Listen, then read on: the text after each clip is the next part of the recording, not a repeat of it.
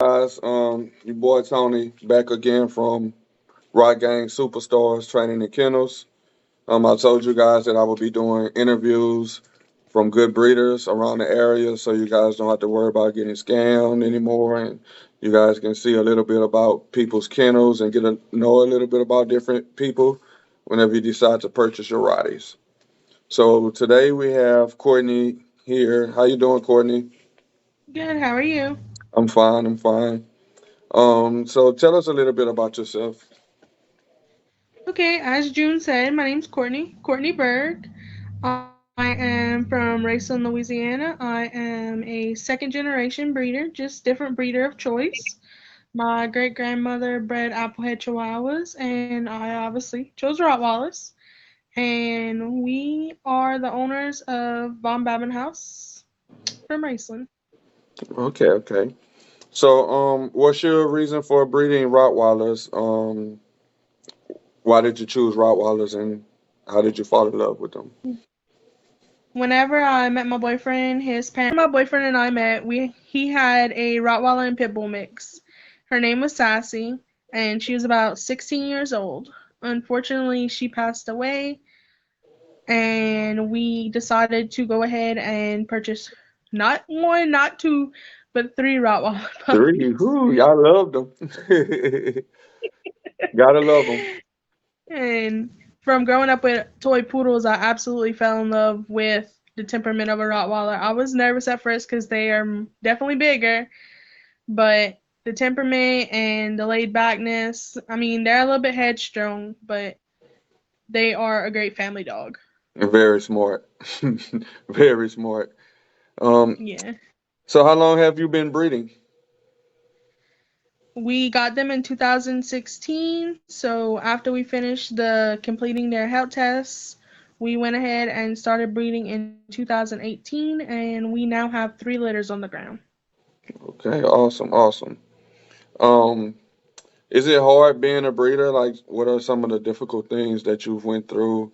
Because I know a lot of people that purchases, they don't understand the difficulties and the struggles and the hard things that we go through when we're breeding and trying to find good homes for them. A lot of people don't realize that the first 3 to 4 weeks of a Rottweiler's life is very, how I say this, keeps you on your toes Yeah. because you are trying so hard to make sure those puppies stay alive. You gotta make sure they're gaining weight daily. Nobody needs tube feeding or bottle feeding. With my past partner, she unfortunately passed away, but we had a few litters where we definitely had to bottle feed, and I would drive the 2 hours to her house and help her bottle feed to keep those puppies alive. Okay. People don't realize that they need all the things that go into Rawas to keep them alive. All they see is the cute puppies that are posted. 24-hour job and Yeah. lots of cleaning. um, so how do you go about choosing your Rottweiler's mate whenever it's time to breed? We do embark testing. So, embark testing shows you over 200 different genetic test markers that your dog can either be clear of, carrier of, or unfortunately, some are affected if you're not being careful when Mm-hmm. you're matching.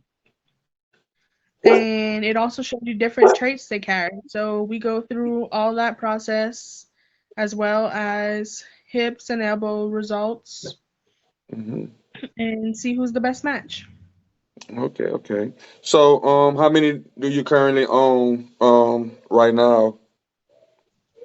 We have 5, and then our partner Candice Johnson out of Glenmora, she has 3, so a total of 8. Okay, okay. And how often do you have litters? We are small town hobby breeders, so we have about 1 to 2 litters a year, Okay, and yeah, okay. And are they registered with AKC, CKC? they are currently CKC registered with Continental Kennel Club, but we do have a little surprise coming. We have a deposit down for 2 AKC puppies, so We're not trying to announce that right now, but surprise. I'm gonna definitely stay tuned. I got a surprise too for everybody in the coming months. So I want to see your surprise too. I love surprises. um. So do you have any contracts or anything whenever you let them go? Like, hey, make sure you have health testing done before you breed them, etc. Or Yes, we do have a contract. Our contract states that you have 24-hour breeder care. So if you need us for any questions or anything, we're just a phone call away or text message away. We also have it that our dogs cannot be spayed or neutered till 2 years of age, very so important. that when they finish growing. Let's see another thing. If they cannot keep their puppy, they must call us first to see if we can take it back. If not, we will help find a home for that puppy. There's no such thing as, oh, I sent my puppy to the shelter. No, you signed that contract that you were gonna call us first. Yeah, makes a lot of sense. And I'm glad that you mentioned the 2-year-old spay thing because that's very important because a lot of people get their dog spayed at 6 months, 8 months, 10 months, and it's like it's bad for the dog because they're not finished growing, like you say, and there's all type of cancers out there that people dogs catch, and their dogs will be young, 3, 4 years old, and they don't understand why. And I like to put it as in if you had a daughter or a son, would you stop them from having kids at 12 years old, 11 years old? You know, Yeah, that's how I like exactly. to put it. And they're not finished growing. Um, do you do you dock tails, declaws? Do you have a preference? Um, our first three litters, yeah, our first three litters, we docked tails and we did dual claws. But one puppy that we kept out of our very last litter, we did not dog her tail or do her dual claws, and we are definitely getting attached to that tail. So we're going back and forth right now of will our next litters have duck tails or will they keep their tail? Or maybe both. I personally prefer the tail look now. I have a hard time deciding. Uh, do I want the tail around the house knocking everything over, or you know? um, I feel like with their tail, you could definitely tell a little bit more about their body language than with the dock tail. That's just me personally. yeah, that's true. That's true. Um, okay. Sorry about that. Misinterruption thingy that went. So, where were we? So, do you put them in any activities or plan on putting them in any activities, shows, working, etc.? Right now we are basically just breeding for temperament, and we do have some people that use our dogs as emotional support animals. Okay, okay. Um, what advice would you give a new Roddy owner, someone that never owned a Roddy and they come to purchase? I would definitely say a lot of people see how kind a Rottweiler is, but they don't realize their size. So I would definitely be careful, like smaller children, or you have to be headstrong. That's one thing I am personally learning. Even though I'm a breeder, I'm still learning that with this breed, they are headstrong, so you have to show them that you are the alpha. Yeah, So if you're not looking for a breed to be the alpha, then I'm sorry, a Rottweiler is not for you. exactly, exactly. They get really, really big, but they're such teddy bears too. hmm Um, okay, so we're getting towards the end of the interview. So, um, is there any information would you like to add or mention or say about yourself? Okay, let's see. So I would definitely recommend if you're just starting out to get a mentor, like someone who is experienced. Like for me, whenever we were looking for our first three Rottweilers, I ended up meeting a girl named Tanya Morrow out of Zachary, Louisiana. And not only did I end up purchasing two dogs from her, got Gracie out the first three that I had, and then we hit it off so well. I went back and got another one, which is my Willow, and she taught me so much that I know, from bottle feeding to what to look for when purchasing a Rottweiler, and so on and so forth.